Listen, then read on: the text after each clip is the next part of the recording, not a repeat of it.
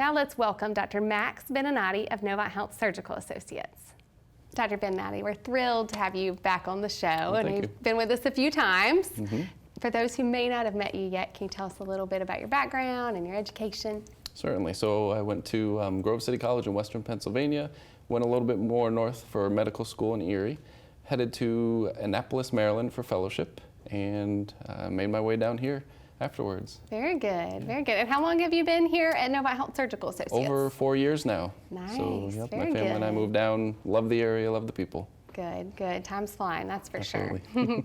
Let's start with a little bit about the clinic. Can you tell us a little bit, like where you have several locations, Right. and you have a few partners, correct? Yes, yep. So I joined, there were originally 4 of us, now there are 5. So Dr. Tillotson, Dr. DeSandre, Dr. Scallion, Dr. Smith came on board, and then myself. We're even getting a PA soon. Oh, great. Yes. That's awesome. That's awesome. And how many locations do you have now? We go to, well, I personally go to Leland, Bolivia, and Southport offices, Okay. but we also cover Calabash.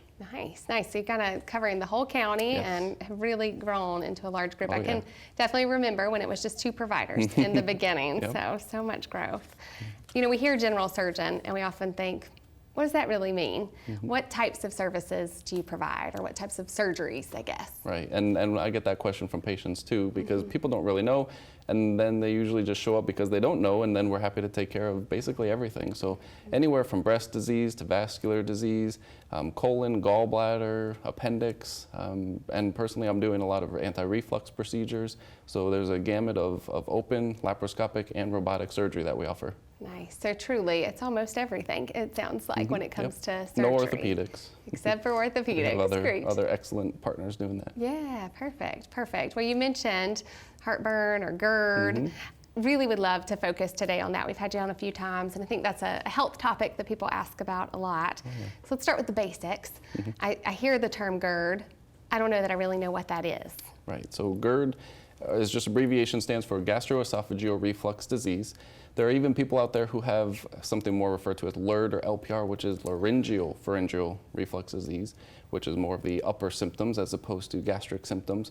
But that's a gamut of basically acid reflux, heartburn, most people know it as. Okay, okay. So what are the signs and symptoms? Heartburn? Right, heartburn, so that burning feeling behind the sternum of the chest. There can be a sour taste in the mouth, called water brash. So those are the common symptoms that people manifest What with. did you call the?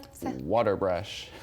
Interesting, interesting. So it's like a sour, Yeah, just yeah, a strange like taste. refluxate and fluid, or sometimes food regurgitates up to the back of the mouth, and they can almost feel it back there. So is that kind of how patients usually present? They've been dealing with that for a long time, and they're concerned about when they probably just want it to end, right? Right, Tired right. of that. It's really a major inhibitor of the quality of life. Okay, okay. So how would someone be diagnosed? Because honestly, if we ask most people if they have heartburn once in a while, they'd probably say yes, right? So how do you diagnose that it's an official issue? Right. So most of the time, people make it to their family practice physician first, and that's kind of the front line of how we're dealing with this disease process. There's the people go through their day, they may have reflux, they may wake up with it because they were laying flat and feel these symptoms. Their family physician starts them on medication, and that sort of initiates that process of being diagnosed. Gotcha. So the medication first, they try that for a while, and it maybe doesn't really make much of a change. Right. And then they find their way to you typically after that point? Yeah, it's sort of a mixture. There are some people respond really well to the medication, and those are typically not the people that make it to the surgery team. The people who are not responding well, or who have switched medications multiple times, and there's several categories of medications, but they go through the medications, they switch, they change, they increase the dose, and then people start asking what's going on, are we missing something, and then the next step would be potentially again an upper endoscopy, the EGD we call it. To look for hiatal hernias and sphincter tones of the lower esophageal sphincter, any cause for gastroesophageal reflux disease. Okay, so that's kind of the next step then, is that upper endoscopy to really see what's going on if the problem persists. Right, yep. And is that typically done at our endoscopy center, at the Novant Health Brunswick Endoscopy Center? Yeah, the majority of people I'd say are probably done there. We also offer in the the service hospital. at the hospital as well. Okay, Yep. very good, very good. And that really still is that's part of the diagnosis phase. Right. So once it really is diagnosed and you need surgery, what does the surgery look like? So when people come to me, it turns into a pretty elaborate conversation, and like you were saying before, so many people have this disease process and are affected by it with the quality of life. In fact, about a third of Americans have it. Wow. Probably only 10 to 15% of those people actually need an operation, though.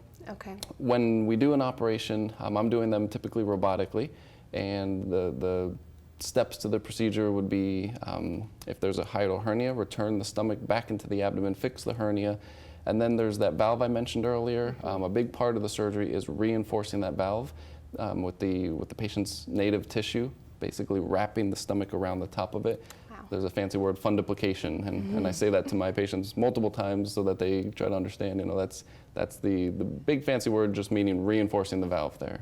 Understood. Okay. And you said you used the robot, so that's the Da Vinci robot. Correct. And more of a minimally invasive way of doing the procedure, is that right? Yes, just a few little incisions. The majority of my patients go home after one night hospital stay. Okay. What's the recovery look like? Usually, to be honest, a lot of people don't have a ton of pain. We help manage that, of course, if they do with medication. It's around 2 weeks or so of feeling a little bit lack of energy and working up your strength. Most of my patients have a pretty clear-cut dietary and diet restrictions and handouts for the patients that come in, so we talk about that information too. And typically the outcome after the surgery, most patients, they don't need medicine anymore? Or Right. Okay. Yeah, so after 4 weeks, I take people off of their antacid medication completely. That is kind of a soft indication for me if people just want to be off of their medications, because there are side effects and costs to medication. Right. So at 4 weeks, I take them off their medication, and for the most part, people are just really feeling great, having a return of that quality of life that they missed for a while. So specifically around this, I mean, it's such an interesting topic, and like I said, it affects so many people. If there are people at home who maybe have been dealing with this for a long time, it sounds like if they haven't seen their family doctor, they should probably do that. Right. But what if they've kind of been on the path for a while? Right. What would you recommend from there? So if there's been a chronic reflux symptoms and heartburn and medication, that's definitely an indication to get an upper endoscopy. Uncontrolled reflux, although for the most part is more impacts the quality of life, can also lead to precancerous changes, and that can be screened with an upper endoscopy and biopsies. So I'm able to offer that, and as well as some of my partners. And they can either call my office directly, or if they're established with a family doctor and want the referral that way, they can do that as well. Okay, perfect. So they can call directly if they like, or Yes. work with their family doctor, either way, get that upper endoscopy and really find out what is going on. Right. This is great. Thank you so much. Is there anything else you want to add for our viewers at home? I think just to, so that they know that we're available to the county, and this isn't one of those issues that presents itself like an appendicitis, so where it's just an immediate, I have a problem, surgery fixes it, and they get better. Usually it's this chronic kind of undulating symptoms, and people struggle and put up with it for so long, and they don't have to. They don't So really need to do that. yeah, there's a lot of options in terms of medicine and surgery, and I'm happy to talk about both options with them. That's awesome. Well, thank you so much for Thank you joining for us having me. again today. We appreciate you taking the time to be here. Absolutely, thank you.